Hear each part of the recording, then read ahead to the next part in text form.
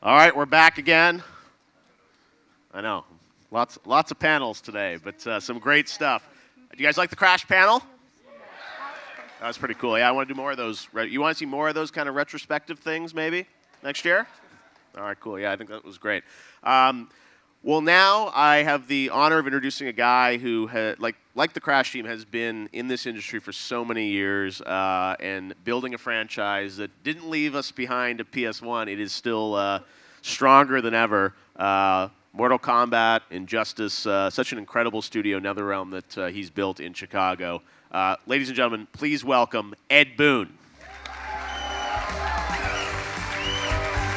Wow. They love you, Ed.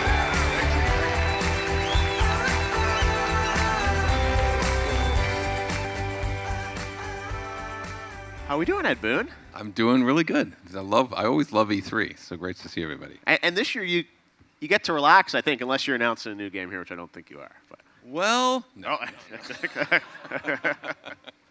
Get to walk around the show floor. So this is pretty cool. Many years of Mortal Kombat.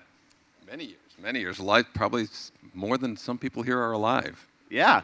Imagine, yeah. And you know what I think is so cool about your career is that Andy was saying here, they worked on Crash Bandicoot 6-7 years in, and it's like, I got tired of it. Yeah. Creatively you want to do something new.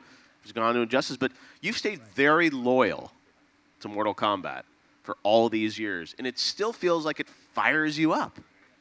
Yeah, it does. The roller coaster of events that have happened, in parallel with the game have affected a number of decisions that we've made and whatnot. But for the most part, each game that we've done, we've been fortunate enough to have done well, and has what's the word I'm looking for, has kind of lend itself to, what we can do next is this. And so the team always has these ideas at the end of the previous game that has just kind of goes into our notebooks and just kind of fired us all up as far as going to the game. Yeah, such an incredible franchise. So let's wind the clock back to the start of Mortal Kombat. Now, this was a team of 4 people? 4 people, yes. 1 programmer, 2 artists, 1 audio, and you made this game in how many months? In 8 months. 8 months, start to finish. Insane. So 8 months, 4 people making Mortal Kombat. We were on test 5 months after the first day we started. We went to an arcade and put it just for a weekend, kind of like the stealth thing, like 5 months from the day that we started. Those were the old days, right? Where it's like something would pop up and pre-internet. Yeah, exactly. Exactly, yeah. No one would know about it. Now, as people probably know, originally it was going to be a Van Damme game. It was. We had... Originally, we I think Bloodsport was a big movie that was out at the time, and we put together this like a pitch videotape that we took. We captured screenshots from Bloodsport and put them in what was like a mock-up of a game, and had Van Damme kind of bowing to his opponent, and we got a couple of punches and kicks kind of simulated in there, and we sent it saying, we want to make Van Damme the video game, please, consider us. And again, we're a pretty small team at the time, so I don't know how serious we were taken, in retrospect. And he just kind of politely declined. And I think he had said something like they were working on a game with Sega at the time. Okay. But I think never got released. Never came out. Yeah, so I'm still waiting for that game to come out. All for the better, I think. And the original game, I actually didn't know this, but it was 7 buttons, not 5? It was. Mortal Kombat's button layout was high punch, low punch, high kick, low kick, and then a block in the middle. Originally, it was high punch, low punch, high kick, medium kick, low kick, and it was a mess. And Did you actually test that? Was it in the test? Well, not in the arcades. We tested, okay. Within the studio. And it was just too complex, and your hand had to move, too far. The buttons were so far apart, so we dropped that pretty quickly. So when you were doing arcade stuff like that, I mean, did you have a test cabinet like you guys would all gather around? Like, what was development like back then for? It was very. Especially nowadays when you see how games are made, it was absolute garage band setup. There was just a cabinet in my office that we got the assets going and the characters jumping around on the screens, and people walking down the hallway would hear an uppercut or something, or Raiden yelling something, and they, what is that? The game wasn't even an official product yet, and it was just word of mouth. Everybody just in the studio would just kind of, let me see this uppercut that you got going, and then they see the blood going, and they were like, can you do that? Can you do blood? And I guess we can, and there wasn't. We just didn't question things at the time. Wow. Well, before we go further, I want to. There's a great sizzle that you put together on kind of all things Mortal Kombat. So we're going to take a look at that right now. This is Mortal Kombat. Check it out.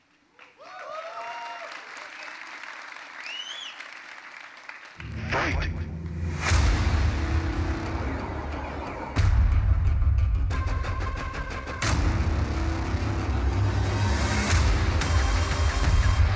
Finish him!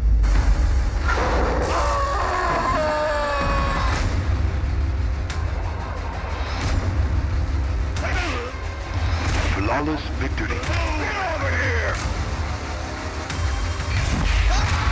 Succeed. Wins. Fatality.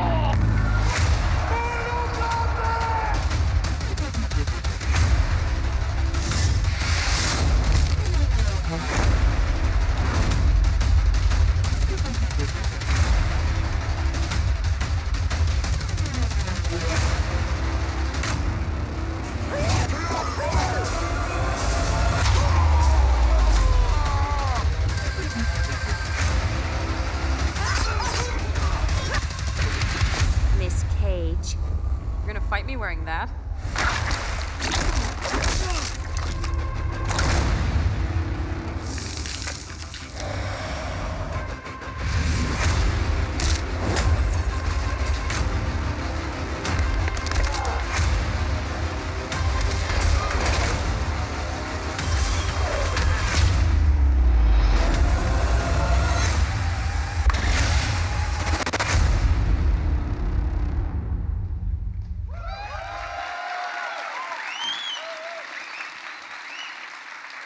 This is your life. Yeah, it's amazing when you see the first games how far they look so archaic. Like now how far things have gone since just in the presentation alone. It's just amazing. Yeah. But it's it's cool that it has had so much longevity, and we should reflect back on some of the games. I don't want to go through every one, but MK2, MK3, and I remember MK3. People were kind of angry because some characters were missing, right? Yeah, they were.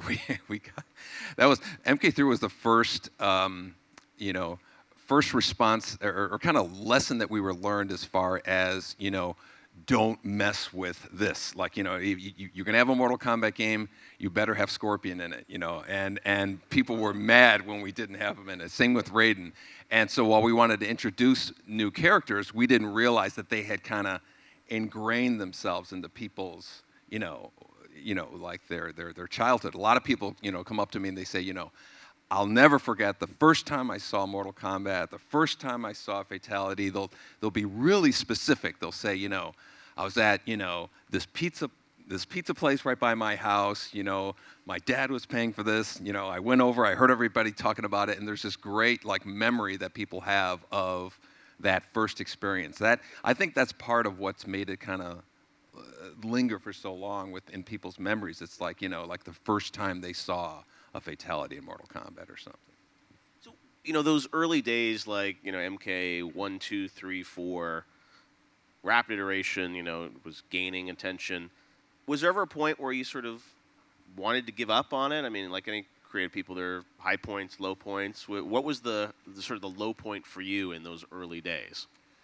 At some point, like during Mortal Kombat 4, we had gone, nonstop from MK1. I remember working on Mortal Kombat 3. Literally, I was pulling an all-nighter, programming, and a lot of people were saying, "Oh, they just went out and saw the Mortal Kombat movie." Yep. And I'm working on the Mortal Kombat, third game, just missing everything. Just all of the hype that was going on with the Acclaim games and the movies that came out, and they started doing TV shows, and I think they had like a tour going on. All that was happening while we were with our heads down, working on the next game, and it was a real push. People didn't realize how many hours we were putting into this, and so that exhaustion was kind of playing a big factor for us as far as just that and wanting to try something new. But the games just kept doing really well, and it had a significant role in Midway's financials. They needed you. Yeah, they weren't going to have us not do it, and so there was a little bit of also, well, if we don't do it, somebody will. Right, and you want to be good. So it was that we were kind of a little bit of, even when we were talking, the first Mortal Kombat, we started already, coming up with ideas for a Star Wars game. We were like, okay, we're going to do Star Wars next, and our general manager was like, no, you're not. Get back to work on FK. I remember, when I was a kid, Mortal Kombat, was in arcades, and there would always be the home version that would come out, right? And you'd be waiting for that, and how good would it be compared to the arcades and things like that. And tell us a bit about those times, because I remember, there were times where it wasn't quite as good, it was a little different, but there was always that window. And I remember, I'd go to the arcade and play it, and then be, waiting for the home version to come out. Yeah. So were you effectively kind of building each game twice in a way, like the arcade version, or how much conversion was there between arcade and what was being done for home? Well, to Acclaim's credit, Acclaim was publishing. They had the rights to publish all of Midway games for a 5-year period. Okay. And Mortal Kombat came into that, and they contracted out other developers to do the ports. And so they had one group doing the Super Nintendo port, one group doing the Genesis port, and they were separate efforts. Were you involved though? Yeah. Okay. We had approval and stuff? we had we had to approve it. Before they could publish the game, and that caused problems. And so we were, we were in our 20s. We were a lot younger back then, and so we were very passionate, very, you can't mess with this. And there was an issue with the blood stuff too, so the as you know, the ESRB ratings had come up. And was everything. it like the Nintendo version didn't have blood? Or I can't remember what exactly. it was. Yeah. And so the Genesis version had blood, and the Nintendo version had sweat. And they kind of watered down, and by watered down I mean ruined the fatalities in the game. Yeah. And they had so there was the Nintendo version, which looked a little better, and then there was the Genesis version, which didn't have quite the visual fidelity, but had the blood, and it played a lot better. And so, a lot of people credit that game, MK1, as a big leap forward in Sega's, kind of war with Nintendo with that system. Let me ask you about sort of, some of those aspects with the fatalities and violence, and Mortal Kombat's been around for so many years. You've had to weather a lot of sort of storms around that type of stuff. And, I know that sometimes those things can take personal tolls on people, and you're one of the sweetest, nicest guys in the industry, but have these games that are, sometimes objectified in a way. How did all that, controversy around fatalities and violence and all that, how did that affect you personally? Was that sort of a dark period? Do you think people just don't understand it? Or, how did you try and interpret how people were looking at a game? I always interpreted it as, as you guys saw, the first games, just the graphic fidelity was, really archaic compared to something that's now. Yeah. But at that point, it was a leap forward because it was digitized graphics. We were videotaping real people, and so all of a sudden there was just a little bit more of a connection between, wow, that person looks real. Not a cartoon. It's exactly. A person, yeah. And Street Fighter had come out a year or so before us, Street Fighter 2, and they were more like drawn anime type of a look. So all of a sudden when we had this realistic look and blood, it just got people's attention, and then we were, cutting people's heads off and doing all this stuff. And so I fully understood and in a lot of ways agreed with, a 6-year-old should not be playing this game. Right. But video games at the time were in this big category of more of a kid thing, and now I think the average gamer's over 30 or something like that. Yep. Yeah. So now you have a 30-year-old is going to be able to, take in. It's kind of like the equivalent of an R-rated movie. Yep. You know, so I certainly never had an issue with it. And when they said we need a rating system, I personally was like, yeah, we should have a rating system. But for you personally, was there a responsibility that you started to feel around like, oh, maybe I shouldn't push as far? Because, you guys were coming up with some of the wackiest ideas out there. Yeah. I think there was a moment when we didn't have the rating stuff that I was like, yeah, I wouldn't want to, a Right. kid, exposed to that. But once we got that M stamp on it, I kind of felt like that was the equivalent of, a rated R movie or Right. something where people know that is what is the content that's in the game. Yes. There were certainly some scarier things. I mean, Doom, Mortal Kombat, I think Yep. Night Trap or something were games that were really held up as examples of Right. these violent games. So that was on some level it bothered you, but they were kind of vilified, Right. Absolutely. and probably more than I thought that they deserved. Yeah. It is also one of those brands that I think was a little more mainstream because there was the Mortal Kombat film. Yeah. You guys probably saw that, right? Yeah. Now, video game movies have had, a spotty history. Tell us about, that film and getting involved. How involved were you in that? And I mean, there've been multiple MK films over the years, but that initial one, I remember as a kid seeing it, and it was the music. I mean, it was quite the production. That film, to the producers of that film and to Acclaim's credit, I've always been pretty vocal about. I felt like they raised Mortal Kombat out, beyond, like a video game. It became like a pop culture thing, that scream, that Mortal Kombat, that started that music and all that I think it was suddenly, that was a song on the radio, and all of a sudden the movie raised it too. So at some point while we were working on our games, we had Acclaim come in and say they're going to spend, $10 million to advertise this game, and in my head I was like, that's a lot of money to put behind it. And then a guy came in and said, we want to make a movie out of this. And I was like, you're insane. This is nobody's going to watch this. And but like I said, to their credit, they were right, and they raised it, and we benefit from it. After the movie and all that, and the home versions came out, and even the attention it got for the violence, it just raised it to another level of kind of like in entertainment. Was there ever a point where you wanted to take a break from MK? There was, and actually we have. The first 4 Mortal Kombat games were arcade games, and they were followed with home versions that we didn't work on. But slowly over time, the arcade scene in general was just kind of less people were playing in arcades. The home Systems were getting better. Exactly, and that absolutely contributed to it. And so at some point,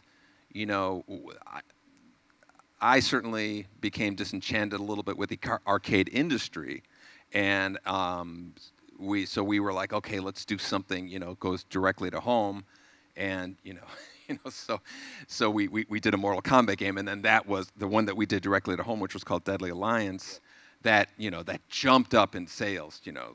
We sold 5 or 6 million of that game, and so they were like, we'd like to try something different. And they go, no, you're not. And then that was that same conversation. You remember what did you want to do differently then? Different game did you pitch? Yeah, we did a arcade game called the Grid, which was like these. Got some applause for the Grid up there.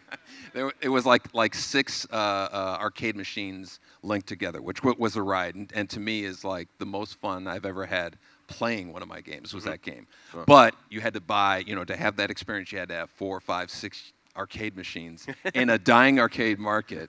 It's that's a tough sell for a. But at that point, we had kind of, gone off and done that game, and then Mortal Kombat had like we did a game called Shaolin Monks, which was like an action adventure type version of that game. And but they still had the label Mortal Kombat on it, and so we're trying to kind of branch out and do these things while continuing to do the the Mortal Kombat thing, which as I was saying before, was played a really significant role in Midway's financial Prosperity. Then you got sort of your first crossover at Midway, MK versus DC Universe. Right. Steve Allison, all the guys are always thinking of how do we, bring properties together, do something cool, which I guess, in some ways, predicted in a way maybe where you were going to be ultimately with Warner Brothers and all this. But that, there are obviously lots of ideas for crossovers or guest characters back in the day and things like that. People want, where's the MK cross Street Fighter? People always have these ideas. Why was that the first one that you wanted to do with this MK versus DC? Because you were a very mature rated game. Yeah. Bring in DC, and I think you had to bring the rating down for that one, right? We did, Yeah. and actually it wasn't our team's idea. Yeah. It was our one of the guys in marketing. Marketing, yeah. Yeah, he knew people at DC, and they said, you want to do this, and Mortal Kombat was really hot, so they were like, bring these characters, and there was. The game did well, but there was a lot of compromises. There was a lot of stuff going on with Midway started to really get unstable at the time. The T rating, I think, for Mortal Kombat fans to not have an M-rated game was like blasphemy, and then the guidelines that we had to kind of stay within in the DC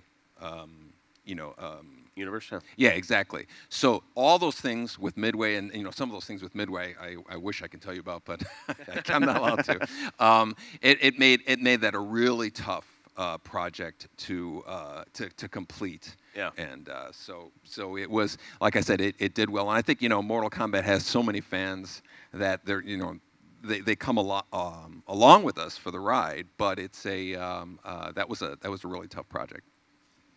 Yeah, and then after that, there was this transition for MK, for you moving over to Warner Brothers, MK9. Was that a point where you maybe said, "Hey, I want to do something different with my life, or do a different kind of game"? I mean, that was a reset with Midway sort of faltering. Yeah. MKDC was something different, but you said wasn't necessarily what the fans wanted. I mean, were you ever at a point where like, "Hey, I want to go off and make a character action game, or I want to go off and make a first-person action game"? Like, 'cause, I mean, you're such a talented, creative person. I'm sure at some point, maybe this was your chance for a breath of fresh air. Yeah, certainly. Mortal Kombat Shaolin Monks was like, it kind of scratched an itch that we all had of, and we always look at that game as, in our heads we're thinking, that's not the last one we're going to do. We're always thinking that, we'd love to do. You guys some be kind into of, that? Something different. Yeah. and we've had a number of conversations about that. At the time, we had already started Mortal Kombat 9, and the first thing that Warner Brothers said when we kind of got on board with them was, we're going to give you 6 more months, give you more time, make it a quality product, and that game ended up being the highest selling of all the Mortal Kombat games before it, which was really weird, some 18 years later or something like that to have your best-selling one. And so that really kind of sparked the whole thing with continuing Mortal Kombat. But MK versus DC also kind of made it apparent to us that there was like a superhero game waiting to be made that didn't have the restrictions of Mortal Kombat or the violence of Mortal Kombat, that just kind of celebrated that, and that spawned the first Injustice game. And we that did really well for us, and we just introduced the sequel. Injustice 2, yes. And so now You guys we're playing kinda, Injustice 2?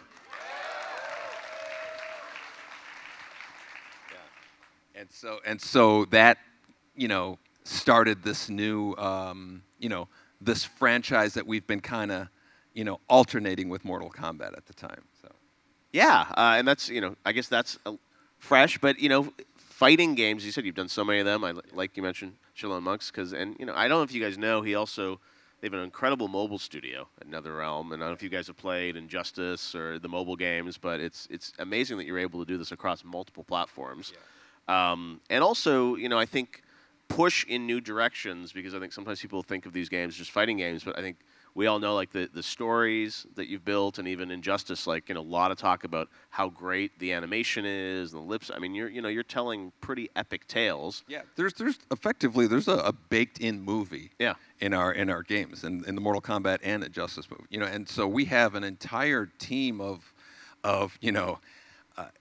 animators, directors, story writers. Like there is a movie production that is part of the whole big production that is Mortal Kombat and Injustice, and and again that's a whole other kind of form of entertainment media. I think part of the reason that we've done like these little, we did like this puzzle combat thing, this motor combat thing, the story mode, all these kind of things is it's a little bit of what you're talking about. We're just scratching another itch while continuing this this gigantic behemoth that is the Mortal Kombat franchise. It's also interesting to look at a franchise over so many years, because the technology was, very restrictive in the early days in terms of what you could do with that, rotoscope animation and whatnot. And now we're at a point where, games, you can do a lot of things. But are there things still technically that you feel held back? That, things you want to do in, like, the latest MK that you still can't get there? It's like you always want more polygons, more animation, but from a gameplay perspective, it's interesting that you've been, it's still the same core fighting game, but do you still feel it all restricted creatively because this medium can't give you enough of something? I don't know if I'd call it restrictive as much as I'd say that, by nature of fighting games, it's just, it's one-on-one. Yep. It'd be great to introduce more of a team element to it. A lot of online is guilds and groups and all of the the kind of collective gameplay experience that you have. So it'd be great to have a 5-on-5, a team of 5 fighters. 5-on-5 MK. Anyone in? Yeah. It'd be a lot of and it'd be a great to see tournaments where there's teams of people, kind of like you see a team of people playing a MOBA or League of Legends or something like that. And so I would love to see, I guess you'd have to have, the kind of the memory to hold all the characters in there and the environments and all the animations that go with it. But as far as just expanding the amount of memory and letting more players than just 1-on-1 or 2-on-2 play it. Fighting games are so much about the control and the feel of the game. I'm curious, how much of does that move from one game to the next? Like, at what point do you totally rewrite the code, or how much carries forward? I mean, from even the early arcade games and whatnot. I mean, do you when you do a new MK, I'm sure you don't start fresh, but like, how does that get updated over time? We usually have just a feeling of when it's time to change. Like when we did the first 3 Mortal Kombat games, 3D games were 3D fighters were starting to really kind of rise up. Tekken, Virtual Fighter, Dead or Alive, and that was just kind of like the direction things were going. And so we were kind of, okay, let's go into more of a 3D feel. And then after about 3 games of that, everything we were just feeling was going back to 2D, and that's Mortal Kombat 9 was going back to 2D. Yep. And so we always think of it as like rebooting the fighting engine. We always feel like after a certain amount of time, if you don't change it, people will feel like they've had that experience already, even if you put prettier graphics on it. I've always felt like, it's a bit of a risk, but I think it's more risky to keep doing the same thing, and eventually, over time, you just kind of fade away. I think that's one of the reasons why Mortal Kombat has stuck along, is we haven't been afraid to mix things up with it. Absolutely, and now getting to multi-stage arenas. I mean, there's just there's so much more that you can sort of build on. But you're right, it's still that sort of one-on-one action. All right, well, we're going to go some questions people have. We're going to let you guys in the audience ask questions. We're also going to have a video question from Facebook first. Wait a sec. One video question from Facebook. We'll get to you. I'm here with Jocelyn from Valencia, California. Jocelyn, what's your question? Oh, this question is for Mr. Boon. As a mom of 2 boys who grew up with Mortal Kombat on their Christmas list, I wanted to know what's the passion that drives you to evolve this game from one level to the next to make it more exciting for all your consumers, especially the young generation. So what's the passion that drives you? Some of it is the technology, as you said. Being able to do something that we didn't do before. It just opens ideas, kind of flowing as far as what we can do. Suddenly, when we're going from sprites to polygons to online components to all these features, it just, you have a lot of ideas when there's a bigger palette of things to do. And thankfully, technology has been, moving so fast, accelerating. If anything, it's just made the direction that we want to take a lot more clear every time. We have a question here from someone watching on Facebook Live. Justin Long wants to know, will we be seeing Frost ever again? Ever again? Probably. Yeah. As close as I could come. All right. I certainly can't confirm or anything like that. Can't confirm or deny anything. All right. We got lots more Facebook questions coming in, but want to get, oh, wow. We got a lot of people. We don't have mics upstairs, so if you guys want to ask a question, you're going to have to come downstairs, just so you know. But we'll start down here. There are lots of questions. Let's start with you right there, ma'am. Yeah, we're going to bring a mic to you. Hello? Hi. Is it on?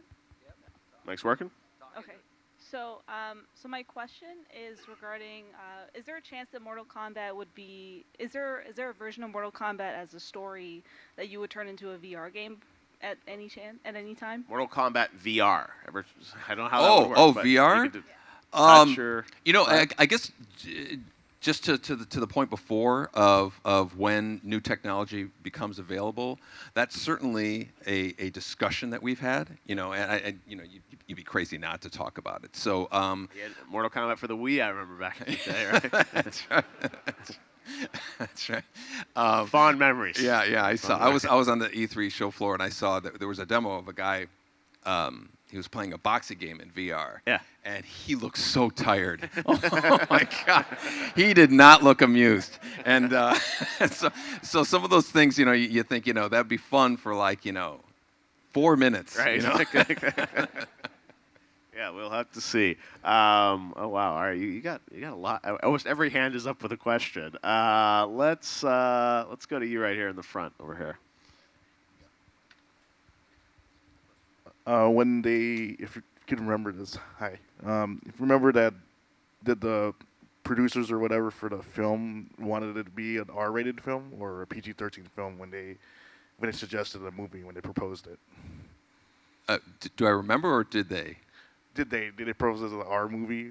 No, I think from the very beginning, I think they wanted it to be PG-13. I think that they had, they were aware that the game had fans that were skewing younger, and even though it had an M-rated, it was an M-rated game, they wanted to really push PG-13 as far as they could. I think you notice in the opening scene, like Shang Tsung breaks somebody's back, like Liu Kang's brother's back, which I shouldn't be laughing at. And sick, twisted mind of Ed Boon.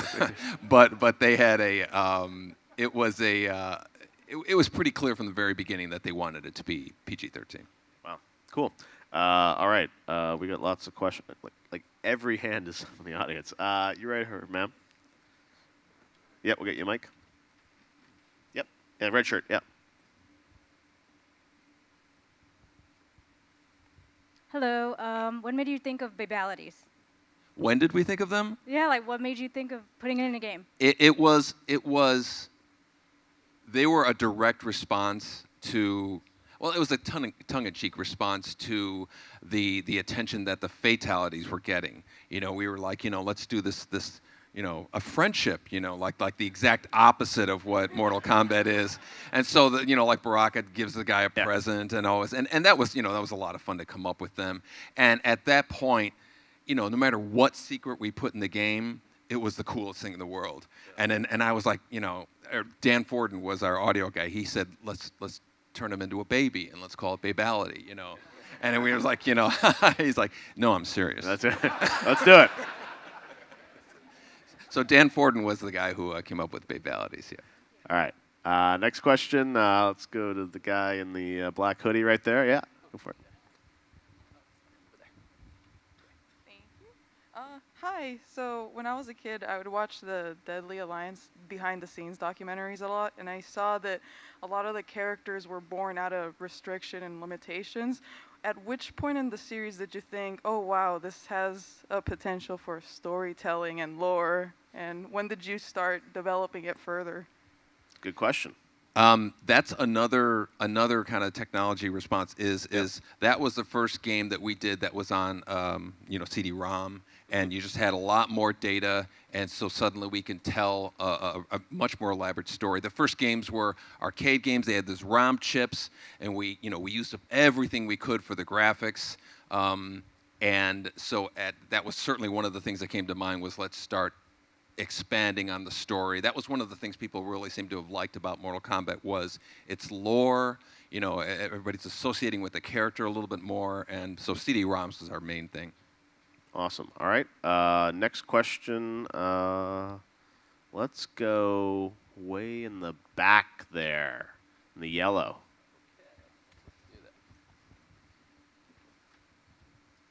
Oh, these questions from women too. Across all boundaries, I put. Hi. I want to know, how do you decide what characters go in Injustice and in Mortal Kombat? What are those development meetings like? How do we decide which characters we're going to have? Mm-hmm. A big variable is people yelling, tweeting. What the fans say on Twitter, right? Tweeting, threatening. Yes. The bigger the threat, the better the no. Yeah. And so a lot of it is feedback from fans. A lot of it is just getting a pulse. We just introduced Red Hood in Injustice, and that was an absolute response to just the volume of people insisting that character gets in the game. Awesome. Let's go to the guy in the Mario hat, right? Or girl, Mario hat, yeah.